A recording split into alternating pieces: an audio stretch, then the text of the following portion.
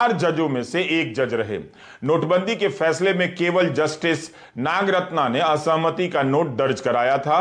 अब्दुल नजीर ने भी ट्रिपल तलाक के फैसले में असहमति का नोट दर्ज किया था। रिटायर्ड जस्टिस अब्दुल नजीर को आंध्र प्रदेश का राज्यपाल बना दिया गया है। अयोध्या फैसले में चीफ जस्टिस रंजन गोगोई थे। उन्हें रिटायरमेंट के 4 महीने के भीतर राज्यसभा की सदस्यता दे दी गई मनोनीत रूप से। जस्टिस अशोक भूषण थे, जिन्हें 2021 में राष्ट्रीय कंपनी विधि अपील अधिकरण NCLAT national company law appellate tribunal का अध्यक्ष बना दिया गया। जस्टिस भूषण 4 जुलाई 2021 को रिटायर होते हैं, 8 नवंबर को ट्रिब्यूनल के अध्यक्ष बन जाते हैं। अब सवाल उठता है कि क्या यह मर्यादा के अनुसार है? क्या आप अयोध्या में राम मंदिर के निर्माण का फैसला देने वाले जजों को सरकार से उपकार लेने पर राम की मर्यादा के अनुकूल समझते हैं? क्या आप इसे संवैधानिक मर्यादा के अनुकूल समझते हैं? जो फैसला ऐतिहासिक माना जाता है, उसमें जजमेंट लिखने वाले जज ने अपना नाम नहीं लिखा। अस्सलामु अलैकुम वरहमतुल्लाहि वबरकातुहू। अज़ीज़ान मिल्लत इस्लामी, आप तमाम उम्मती को अबू फैसल की तरफ से सलाम मर्द है। घर में बड़ी पर्दानशीन इज़्ज़तदार माँ और बहनों को अबू फैसल की तरफ से सलाम मर्द है। बहरहाल अल्लाह से उम्मीद है आप लोग खैरियत से होंगे, अल्लाह की हिफाजत में होंगे। इन मलूनों की मलामत से, इन फ़िरक़ा परस्तों की फ़िरक़ा परस्ती से, इन दरिंदों की दरिंदगी से, इन माबलिंचरों की माबलिंचिंग से, इन बलात्कारियों की बलात्कारी से महफूज होंगे। अल्लाह आप लोगों को अपने हिफ्ज़ व अमान में रखे, अल्लाह अपनी हिफाजत में रखे, अल्लाह हर आबा से, हर शर से आप लोगों को महफूज रखे। बहरहाल के देश के हालात से भी आप लोग वाकिफ़ है, देश के बाहर के हालात से भी आप लोग वाकिफ़ है।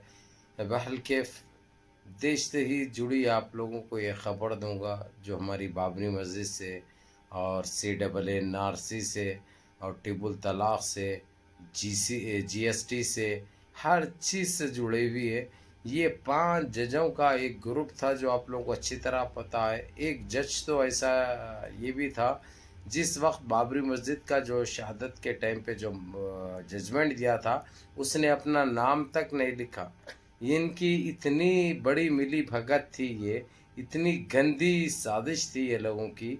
आज सब बचने के लिए उतावले हो गए वे, और ये लोगों को जो 5 के 5 जजों को ऐसे ऐसे ओहदों पे फाइज कर दिया गया है, और उस जजमेंट के बाद पूरे 5 के 5 जज रिजाइन लिख चुके हैं। सब कहीं का कोई गवर्नर बन गया, कहीं का कोई गवर्नर बन गया, कहीं का कोई गवर्नर बन गया, कहीं राज्यसभा का किसी को टिकट मिल गया। यानी इनको इतने बड़े बड़े ओहदों से फाइज कर दी भाजपा, क्योंकि हिसाब मामूल इत्तेफाक के हिसाब से ये लोगों को पहले ही बता दिया गया था तुमको ये चीज़ दे दी जाएगी। सिर्फ तुमको इतना करना है कि बाबरी मस्जिद के लिए, NRC के लिए, GST के लिए, ट्रिपल तलाक के लिए जो हम चाह रहे हैं वो जजमेंट दे देना है, बगैर कुछ सोचे, बगैर कोई समझे के। चाहे तुम्हारे पास कितने भी प्रूफ आए, कितने भी सबूत आए, तुम एक मर्तबा ये दे दो, तुम्हारी ज़िंदगी बन जाएगी।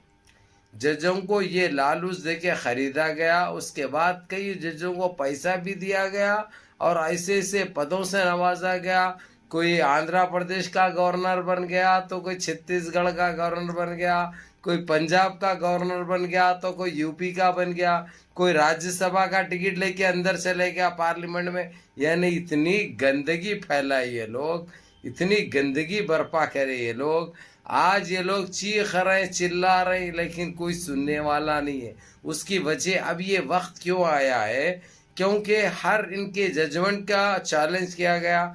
अब ये लोग गलत साबित हुए, ये लोग मुजरिम साबित हुए, इसलिए ये इनके ऊपर बोलने की भी बोलने का और इनको सज़ा देने का वक्त आ चुका है।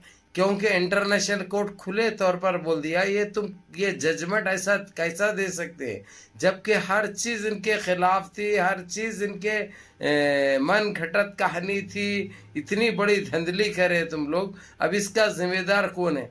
और रही बात, सरकार को भी, सेंटर को भी बता दिया गया, बोल दिया गया है, तुम जिस पदों से इनको नवाजा, जो जिम्मेदारियों से, उसके ये लायक है क्या? इनको ये दिए तो क्यों दिए तुम? आखिर तुम देश में चाहते क्या है? कोई भी देश को आगे बढ़ाना, देश में अमन व अमान कायम करना, देश के विकास की, देश की बेरोजगारी की, देशवासियों के लिए अच्छी अच्छी सहूलत हो, लेकिन तुम ये कौन सी राजनीति कर रहे? ये सवाल किया यूएनसीसी अक़वाम मुत्तहिदा ने सरकार से। अब सरकार थर्रा उठी है, कांप उठी है, और इनको ये बताना नहीं है, इनको अब काम करना है। बताने का इनका वक्त ख़त्म हो गया, टाइम लेने का इनका वक्त ख़त्म हो गया। अब ये सारी चीज़ें मैं बता दूं आप लोगों को। बाबरी मस्जिद का तो फैसला हो गया, पहले तो खैर गलत जजमेंट आया था, हमारी बाबरी मस्जिद को शहीद कर दिया गया।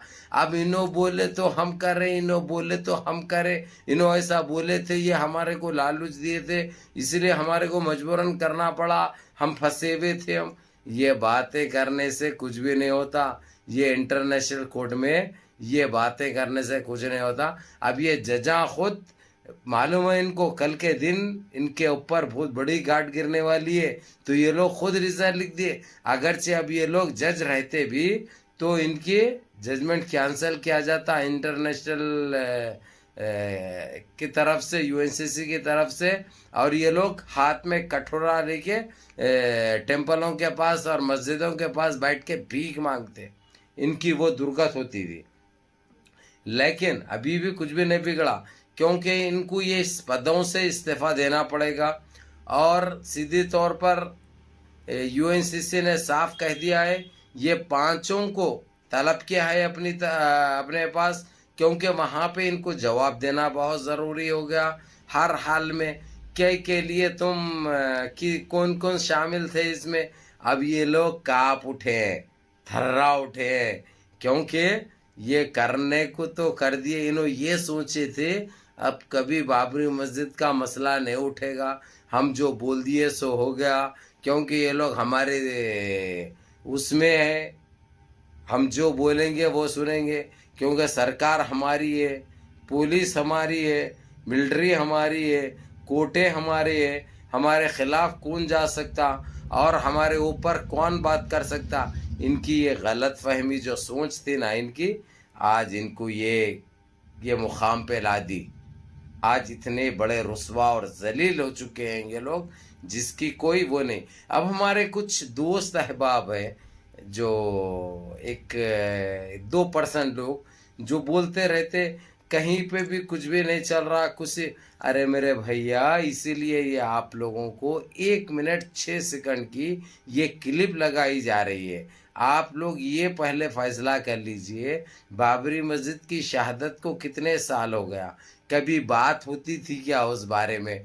कभी जजों के बारे में बात होती थी जो जज जजमेंट दे चुके हैं, चाहे एनआरसी के लिए दो, या चाहे नोटबंदी के लिए दो, चाहे जीएसटी के लिए दो, या बाबरी मस्जिद के लिए दो, कभी बात होती थी क्या? अब बात हो रही है। क्यों हो रही है? क्योंकि इन्हों पूरे सफ़े आरा से बिल्कुल खारिज हो चुके हैं। इनका बहुत बुरा हाल, बहुत बड़ी दुर्गत हो चुकी है। आप लोगों को ये चीज़ों का इल्म नहीं है, इसीलिए मैं आप लोगों को बताना चाह रहा हूँ कि अभी बाबरी मस्जिद का बहुत जल्द इंशाअल्लाह ताला जो ये लोग गंदगी मचाए थे, जो गंदा काम, नीच काम, हकीर काम जो करे थे, अब जो है सो इनको इसकी सज़ा भी मिलेगी। और ये जो जजमेंट दिए थे, गलत जजमेंट जो क़त्ल करे हमारी बाबरी मस्जिद का, बाबरी मस्जिद को शहीद करे, इन जजों के लिए भी अब जाना इनको भी बहुत ज़रूरी हो गया, बहुत ज़रूरी होगा। अब कहाँ से बचेंगे? अब इनको बचाएगा कौन? अब इनकी सपोर्ट में या इनकी तायद में आएगा कौन? क्योंकि जो आएगा सो जाएगा, आप लोगों को अच्छी तरह पता है। नहीं भी आएंगे तो भी जाएंगे, क्योंकि ये लोग तो नाम लेंगे, नाम तो इन्हों बराबर लेंगे, हम इनके कहने पे ये करे भाई बोल के, उसके बाद क्या होगा? इनका बहुत बुरा होगा। ये अंजाम इन्हें भुगतना है, हर हाल में भुगतेंगे। तो मेरे अजीज़ दोस्तों, मेरे भाइयों, मेरी माँ और बहनों, अब ये चीज़ इसलिए हो रही है, एक तो आप लोगों को अच्छी तरह पता है बाबरी मस्जिद की ज़मीन हमको वापस आ रही। खाली ये ज़मीन लेके हमको खुश होके मस्जिद बना लेके खामोश बैठना नहीं है। जो हमारे दिलों से खेला गया, हमारे कई जाने शहीद हुए, ये बाबरी मस्जिद के लिए हमारे घरें जलाए गए, हमको अलग नज़र से देखा गया। ये सारे चीज़ों का जवाब देना है इनको, हर वो चीज़ का जवाब देना है। और वो वक्त आ चुका है, वो वक्त आ चुका है, इसलिए अब इनको कोई नहीं बचा सकता। बहरल कैफ मेरे अजीज़ दोस्तों, मेरे भाइयों, अब हमारे कुछ भाई बोलते थे कहाँ पे चल रहा है, सुनने को भी नहीं मिल रहा है, इसलिए ये मैंने कुछ 1 मिनट से 6 सेकंड की क्लिप रखे हूँ ताकि आप लोग देखो, समझो, सुनो, उसके बाद मज़े उठाओ आप लोग। अब ये क्या चल रहा है आप लोगों को खुद समझ में आएगा। अब क्यों सफाई देने पड़ रहे, अब इन्हों जो जो गलतियाँ किए थे क्यों इकरार कर रहे, और इनको क्या क्या पदों से नवाजा गया, कितना गलत हुआ हमारी बाबरी मस्जिद के साथ, कितना बड़ा धोखा हुआ। ये लोग इतने बड़े पद पे रह के अपने आप को बेचे, ये लोग कितना बड़ा सौदा करे ये लोग, ये सारी चीज़ें सामने आ रहे हैं। बहरल कैफ, बहरल हाल, मुनज़्ज़म रहिए, मुत्तहिद रहिए, अपनी सफ़ों में इत्तेहाद बरक़रार रखिए, नमाज़ों की पाबंदी करिए, माँ बाप की खिदमत करिए, बड़ों के अहकाम पे अमल करिए, और अपने इस भाई को भी दुआ में याद रखिए। अस्सलामु अलैकुम।